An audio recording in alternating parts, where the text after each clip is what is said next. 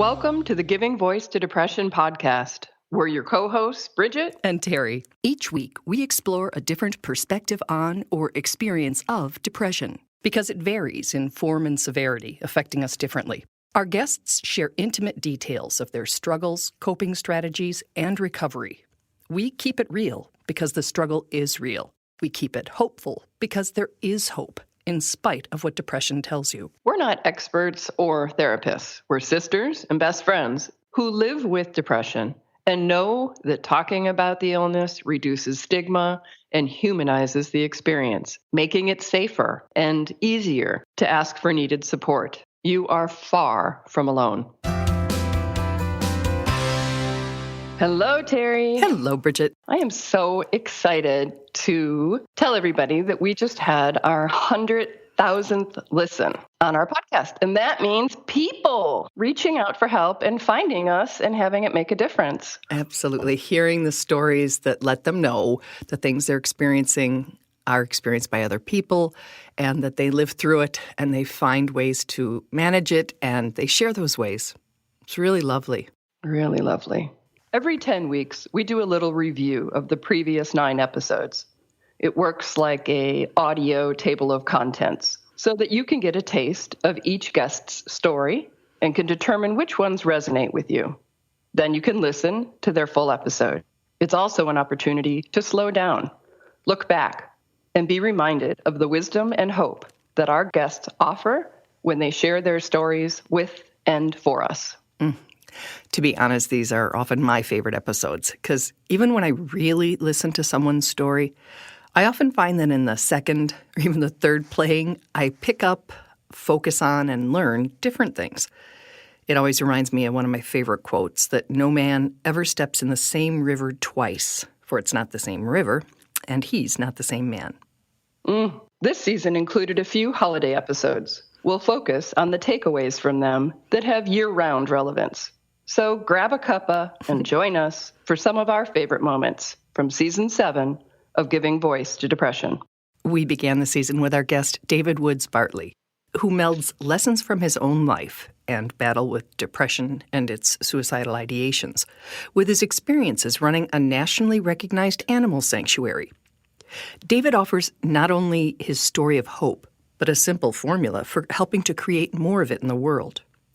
Connection creates hope, and hope saves lives.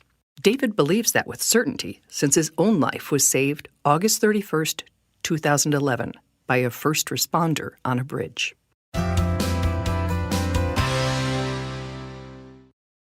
And he did so by creating this safe place for me to tell my story. And then he said, David, what is it like on your best day? And then the real question that finally pushed me back from that barrier was, David, what do you want the rest of your life to look like? And as I shared with him, I realized all of a sudden there was this change, and I became overwhelmed with what I call positive doubt, that the certainty to end my life was now being overwhelmed with the possibility of more life to come. And I pushed back, and I turned to my left, and I retraced my steps off the bridge. It's worth noting that literally 100% of suicide attempt survivors we've talked to, and there have been many, all have said they are glad they are alive. It doesn't mean their lives are perfect or that their depression is suddenly gone, but their post-attempt life is one worth living. That episode, if you'd like to hear it in its entirety, is called Connection Creates Hope and Saves Lives. Our next guest, Scott, heard the Giving Voice to Depression episode, Genetic Testing for Personalized Depression Meds, which we'll link to in case you missed it, and wondered if a DNA test could help explain why, though treated for his depression, he was still exhausted a lot of the time.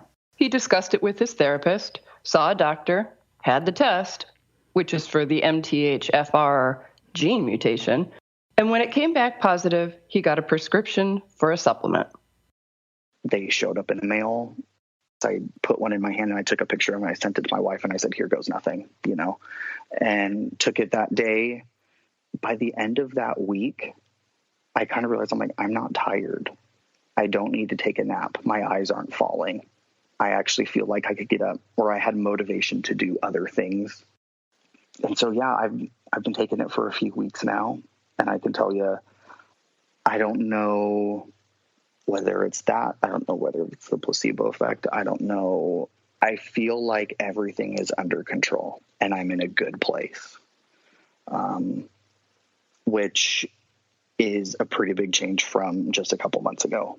And those of us who get to drag around the suitcase with depression on it know the feeling where you feel like you're falling apart, your world is crumbling, there's no way getting out. I haven't felt this way in a while, in quite a long time. Yeah, it's been awesome. And so I figured, the reason why I messaged you was there's got to be other people out there that might be feeling the same way that could potentially find some help with this. As always, this is no endorsement or ad, but the sharing of a first-person story that might alert you to something else to explore or try.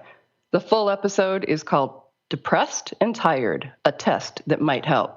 Moving on to the third episode this season, encouraging a national discussion on mental health. We interviewed Bobby Temps, a UK podcaster who had us on his show, Mental the Podcast. Basically, we discussed how England is so far ahead of the U.S. in destigmatizing mental illness and encouraging discussions. We asked Bobby if it helps to have Prince Harry make public statements like, "There's nothing better than being able to share your experiences and ask for advice from someone who has actually been through it, rather than a complete stranger or someone who doesn't actually get what you've been through." People really do watch the royals closely here, and so any wedding, any big announcement like that, including Prince Harry, as you say, talking about mental health, it really is wonderful to see how, as you say, people talking right from the top of our society, talking about these important issues, it just sends shockwaves and people really relate to it.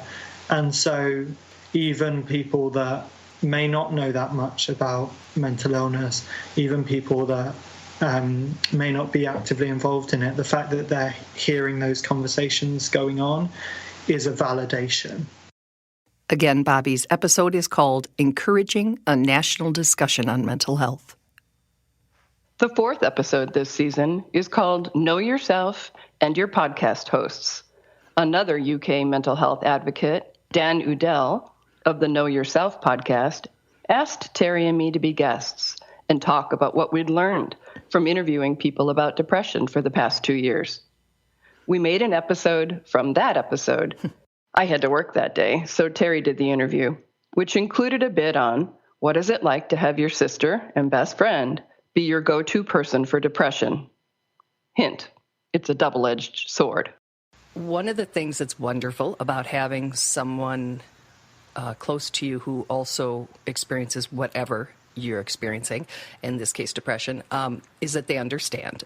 Yeah. It's like they get it. The bad thing about it is that when you're both in it, when I say, like, God, I just want to die, and she goes, oh, I'll die with you, like, that's not helpful. It's not necessarily always the healthiest thing to have somebody so get it that they say, like, and I don't know why you would want to live feeling this way. You need somebody who's been there and gotten out to talk to, or is out currently, to say, yeah, I felt that way last year or last week or last month or whatever, but I don't now. So it has been a mixed blessing and curse to be as close to her and for us both to have it. That makes sense? Yeah, 100%. The original UK episode was more than an hour long, which we'll link to, along with our 20-minute version, if you'd like to learn more about how or why we started the podcast. The episode, again, is called Know Yourself and Your Podcast Hosts. Next, Steve Austin joined us to discuss keeping realistic, mentally healthy expectations for the holidays. Steve was one of our very first guests 2 years ago. That episode, called Survivor, was about his suicide attempt and what he has learned since in Steve's Life 2.0. Now a self-care consultant, he offers a great year-round tip for being okay with not always being okay. And so I think you have to give yourself permission to not always have it together, to cry, and also know that you can not to feel guilty if you are having a good time. I think sometimes there's this survivor's guilt. You go, oh, I'm really grieving this loss, and if I'm having a great time or laughing or singing Christmas carols, that somehow that's dishonoring somebody else, this memory of someone. And I think that's really unfair to yourself. I think you can hold grief or depression and joy and happiness all in your hands at the same time. Life is this really weird mixed bag, and we are whole people. So don't view yourself just through one slice of the pie. You're this whole thing. Steve's holiday episode is called Getting Real About the Holidays, and his personal story from last year is the episode called Survivor. The 6th episode this season, The Best Gifts, actually has nothing to do with the holidays. The gifts that we were talking about were gratitude, connection, and hope. They were offered by a podcast listener, Dan, to the many people who had shared their stories here. Stories he listened to and really needed to hear. Stories that reassured him that he could get through the consuming heavy darkness and the despairing thoughts of depression. Stories that were told by people who have been there, who are offering their words and their hope to help others find a way out. Dan had never before spoken publicly about his struggles. We're actually highlighting a bit from the interview that we didn't use in the episode. In it, Dan, a former therapist himself, shares a comment a therapist made to him in a session and how it helped him to see depression differently. But she said to me, I'm not going to get the exact words right, but, we all do things for reasons. We may not know those reasons, but they serve a purpose. What purpose is your depression serving? And that hit me like a brick, because I felt like at that moment, I just had to rethink how I was viewing depression, and I said to her, I can remember talking about, well, are you saying it's my fault? She goes, not at all. That's not what that means. But that hit me very hard. And so when I'm kind of down and I think about it, like, why am I feeling this way? What purpose is it serving me? And I don't know the answer to those things. And but it does make me think differently about being depressed or having depression. In what way? I'm not sure I'm understanding. I've never applied that to depression or even thought about it. So tell me how it's helps you reframe it. It allows me to have an element of control, to feel as though I have an element of control, as opposed to being the victim. It's done something for me for all these years, and then it turns into, doing those things that are good for you, yes, rather than isolating, reaching out. And that's the hardest thing for me to do. Dan's full episode, The Best Gifts, is a great one if you need some first-person testimony that sharing our mental health challenges helps others. And ourselves, yeah.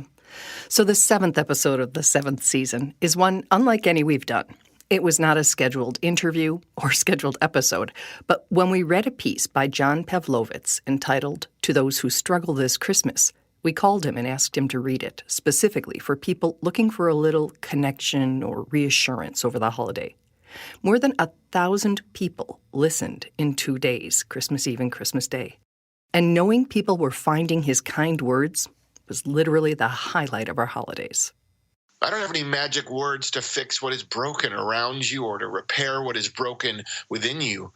I can't simply place a cursor on the sadness you feel and backspace until it's deleted, replacing it with words like comfort or peace or contentment. I can't say anything in this small space that will mend what is severed, resurrect what has died, or heal what is ill. I just wanted these words to hopefully remind you of 2 things. The first is that you're not alone, that even though you're uniquely suffering in the specific sadness you're inhabiting right now, you are not suffering by yourself. The world is filled with people who are not exactly, but still deeply burdened, grieving, angry, hopeless, exhausted. Even if you never see their faces or know their names, rest in the truth that millions of wounded people stand in solidarity with you in this day and that they get it. I get it. The second thing I wanted to remind you of is that though this is your painful story right now, this is not the end of your story. The way you feel today will not always be the way you feel. Such important reminders.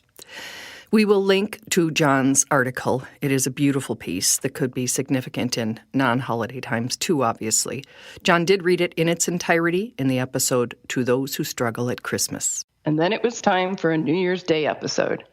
We resisted interviewing an expert about resolutions and ran instead with a beautiful message that we read on Twitter, written by a young woman who had stopped during a magical domestic moment to write to her 14-year-old suicidal self, telling her that she was baking cookies and dancing in the kitchen with her husband, that the fight to live had been worth it. We had to find her and ask what else she wishes her younger self had known about depression, the fact that everything can change, what message she has for teens and anyone of any age who is listening and struggling. First of all, it's not your fault, and it never was. You are not a monster. You are not a problem or a failure. You are a human with feelings, and we all have feelings, and yours are just as valid as everyone else's. You deserve a good future. You deserve support and help and love and all those things that you dream of. And as corny as it sounds, they can happen. And sometimes you just need to give them a chance. Sometimes it's just igniting that little flame that's inside of you and keeping it alive, and things do follow that are absolutely wonderful. I think the most important thing to remember is that you are not alone, and it's such an overused saying, but it's for a reason. And, you know, I always thought that I was the one person in the world that had these feelings and no one else could possibly understand, but there are so many people out there who can relate and they're willing to help and support you. Charlotte's 20-minute episode is called Messages to My Younger Suicidal Self. The 9th episode this season also started with a tweet we read. TJ, a father, wrote that he had just had a talk with his 9-year-old son about mental illness, and he challenged readers to start such conversations earlier so that kids can grow up knowing that depression is a common illness and not a weakness or a failing or a shameful topic. That people they know and love, like this father, live with it, and that it's treatable. I wanted him to understand the things that I do deal with, and the fact that the things that I deal with are common, that I'm not the only person in the world that's like this, and that it was important for me to tell him that it's okay to talk about your feelings. And then it also plays into the fact that I believe that, you know, the fight that we fight as far as the hiding of and the shaming of people with mental illness, I firmly believe that the only way we're going to end this is by starting with people of his age and educating them. That full 18-minute episode is called Talk to Your Children About Mental Health. And that is a taste of the past season's episodes. We have received a number of heartfelt emails and messages from people who said that they were really helped by these stories, especially during the holidays. As always, our sincerest thanks to all the people who have allowed us to record and share their private stories with the intention of offering hope to those still in depression's deep hole. That reminds me of a beautiful comment a woman named Tammy, one of our Facebook community members, posted in support of another person on the page who was having a dark time. Tammy wrote, "Just stretch your hand out. You're not alone. Many of us are in the dark. You will bump into someone if you just reach out." I just love that. And we hope that whoever you bump into has their arms out to give you a much-needed hug. Thank you for listening and for accessing these stories as a tool in your box. We are stronger together. Absolutely. Terry and I are going to take 2 weeks off to start more interviews for our next season and to work once again on trying to obtain some funding. Seriously, if any of you work for or have connections to a foundation or a philanthropist that supports mental health and suicide prevention initiatives, please let them know about our podcast. Please. We are beyond honored to do this, and we really want to be able to continue. Thank you for listening, for being here, and for all of your support. We will be back with a new episode Tuesday, February 5th, and we'll play 2 of our faves from the archives between now and then. Bye, Bridge. We truly hope that our podcast brings a little more understanding, helps you better articulate your experience of depression, or better understand how to support someone else's. We invite you to join us for daily posts on the Giving Voice to Depression Facebook page and on Twitter and Instagram at Voice Depression. It is a comfort to be among fellow travelers on depression's dark road. And remember, if you're struggling, speak up. If someone else is, listen up.